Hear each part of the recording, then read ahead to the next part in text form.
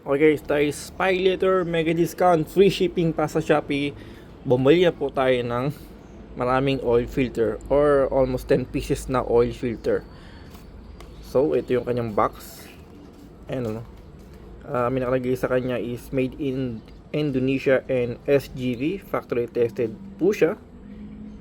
Ayan. At meron pang barcode nya, no. So buksan natin siya. Yun. So ito po ay gagamitin natin sa ating Suzuki Raider R150 Fi. So ito yung filter na nabili natin sa Shopee sa ganyang halaga.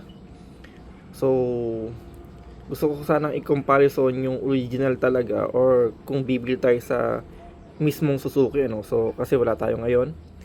At hindi din natin napapalitan pa yung pinaka filter ng ating Raider. So hindi natin makita in actual kung ano yung ano. Kasi pero usually ang filter talaga sometimes may mga code dito.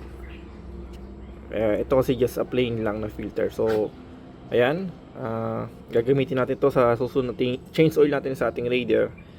Pamalit natin dun sa kanya, no.